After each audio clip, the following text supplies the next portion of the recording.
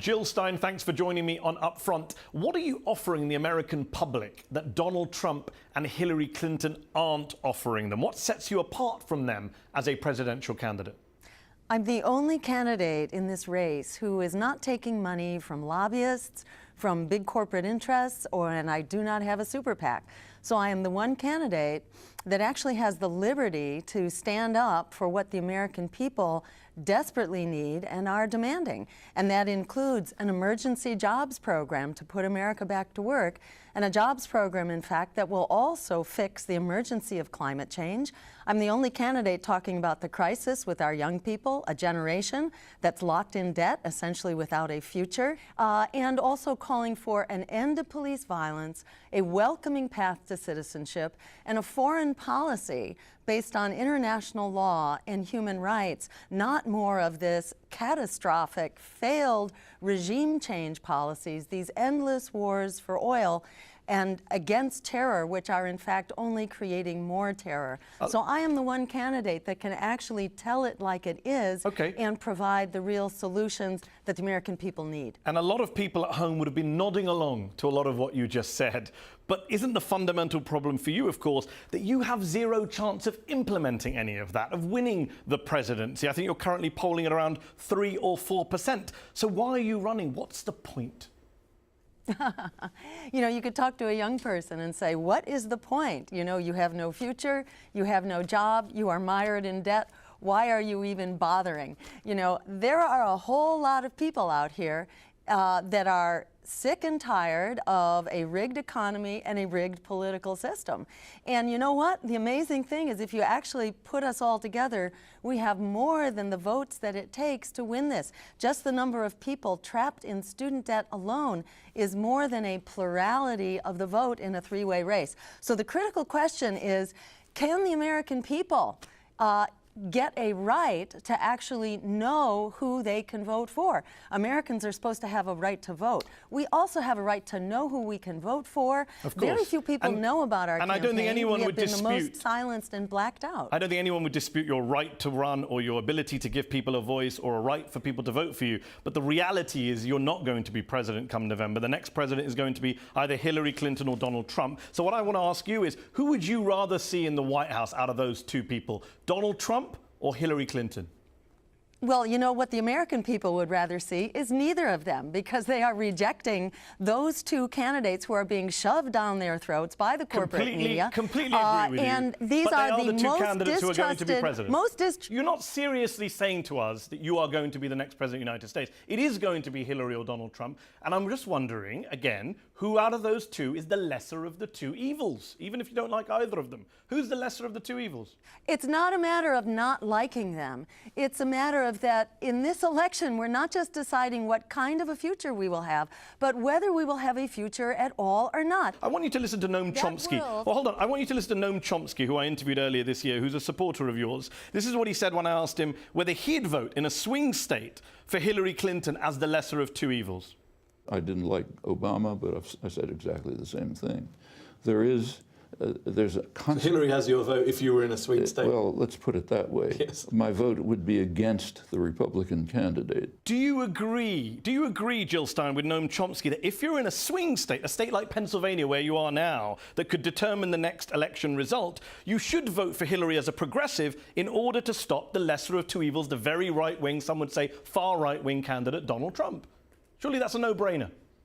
It will be horrific if Donald Trump gets elected, but I am not at all reassured by the policies of Hillary Clinton, who led us into the catastrophe of Libya, who approved of the war in Iraq. And you put her in charge, she will start an air war with Russia over Syria. She's already told us that she wants to create a no-fly zone. Democracy is not who do we hate the most and who are we most afraid of. Democracy needs an affirmative agenda. It needs a moral compass. It also needs a realistic agenda, Jill Stein. For how we go forward. And as much as many people would agree with it is not realistic. It is not realistic to say to a voter in a swing state. Are not realistic. One will support coal. Okay, but one the of other them, one will support but one of them is going to be the next president. Most Americans are going to choose between those two people. And if they were to ask you, Jill Stein, I want you to be president, but I'm in a swing state. I'm worried about Donald Trump, like Noam Chomsky is. Should I vote for Hillary Clinton to stop Trump? What is your advice to that voter? He should vote for our future with an independent political party that will actually serve so he us should not only vote in the Hillary short to run, stop but Trump. in the long run. So he should not vote Hillary to stop Trump? Absolutely not. Okay. Don't fall for that trap. So Don't even if that lets Trump in, you're fine with that? That is a fast trip over the cliff.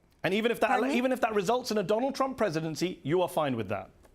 I will feel terrible if Donald Trump gets elected, and I will feel terrible if Hillary Clinton gets elected. I am not fooled by the illusion that the greater or the lesser evil is going to get us out of this mess. Would you feel terrible if Donald Trump gets elected because people voted for you rather than Hillary, and that's the reason he gets elected? I will feel terrible if we do not fight with every ounce of our bodies and every ounce of our spirit to establish the democracy, which is essential if we are going to get out of here alive. If we are ever going to prevail, we have to build. So I would say vote for your future. Vote to build our power, because the greater and the lesser evil, this is the politics of fear. Reject the politics of fear. Fight for the greater good. When Bernie Sanders, who's also railed against the predatory system and the outsourcing of jobs, and you invited him in July to lead your party's presidential ticket, when he says now that actually now is not the time for a protest vote, now is the time to get behind people who want to stop Donald Trump, i.e. Hillary Clinton, and he says, you know, if you guys want to go and run for Congress or run for governorship, fine, now is the time to stop Donald Trump from being president. This guy who is promising to ban Muslims from America, deport 11 million quote-unquote illegal immigrants, kill the families of terror suspects, bring back waterboarding or worse, incites violence against all sorts of protesters. When he says you're just a protest vote, it's time to stop Donald Trump. Is he wrong as well? As he said himself, he is a man, he is not the movement. This is a time for a movement, and that movement is not drinking the Kool-Aid. Some are, but many are not going into Hillary's camp. Do you know that 40% of Americans are not going to vote in this election because they do not buy what the Democrats and Republicans are offering to us? Hillary Clinton is not different enough from Donald Trump that she or the Democratic Party are going to save your job, save your life, or save the planet. So we have two ways to commit suicide here, and I say no thank you to them both. I would rather go down fighting than to allow myself to commit suicide by voting for either political party which has been driving us over the cliff. When Donald Trump says, as he did in July, I think a vote for Stein would be good because I figure anyone voting for Stein is going to be for Hillary. So I think a vote for Stein is fine. Does that make you uncomfortable at all that he's so keen on your candidacy for obviously selfish reasons? Well, Donald Trump is, he may be a good publicist, but he is not he doesn't have the last word on political or strategic analysis. Would you say the same thing? Would you tell Gary Johnson to also get out of the race because he happens to be drawing more votes from Hillary Clinton? Yes, many people would say that in order to stop Trump, in other words, candidates should get out of the way. What you are saying is that we should only have two official political parties in this country, and let's just be like I'm saying that is the reality. The next president will be Trump or and Clinton, suppress political and you seem to be fine with both. I don't think that is how we're going to get out of this. Okay, just turning to foreign policy, you have an admirable record of opposing militarism, illegal wars, standing up for the Palestinians under occupation. You've been praised for that by many on the left. But on Russia, your critics think you're too soft on Vladimir Putin. Late last year, for example, you went to a Russian government-sponsored conference in Moscow where you filmed a video outside the Kremlin in which you explicitly called for the, quote, reining in of US exceptionalism and denounced a US policy of domination, which many people would agree with you on. But you didn't say anything in that video about the illegal Russian annexation of Crimea or alleged Russian war crimes in Syria. Why is that? Is it because you don't think Russia's done anything wrong in Syria or Ukraine? Well, that video was about approximately a 20-second clip, so there wasn't much. That was an informal hello to our supporters from Russia. Well, it was still an informal hello to our supporters. That was not a message. I gave Vladimir Putin a message at that conference, and that message was that he needed to stop bombing Syria in the same way that I gave that message to President Obama. But Vladimir Putin was actually listening. So I went there to criticize Vladimir Putin for his extremely ineffective war policy, which I would put together with that of the U.S. In fact, the U.S. is collaborating with Russia now in this bombing campaign. Indeed it is. You know, it's great that they're collaborating, but they should be collaborating on a weapons embargo and on an embargo against the funding of terrorist enterprises. You say you so went, yes, I'm all for collaboration, but I am not for war. Okay, no one is saying you're for war. You're saying you went to criticize him, but a lot of people saw a picture of you sitting around a table with Putin himself at a dinner hosted by the state-owned TV channel where you didn't say anything about human rights or democracy, and two prominent Russian environmentalists wrote you an open they wrote you an open letter on Facebook saying, by silencing Putin's crimes, you are silencing our struggle. By shaking his hand and failing to criticize his regime, you are becoming his accomplice. Well, in fact, we have criticized his regime. We have criticized his oppression of environmental justice and gay rights groups and so on. You know, sitting around that table, there was no translator, so there was not an opportunity he speaks English. to actually talk. He understands English. But you could have said something to him. Wouldn't you have said something to Obama? Wouldn't you have said something to Obama at a table? Would you have shared a table with Obama silently? There was no opportunity.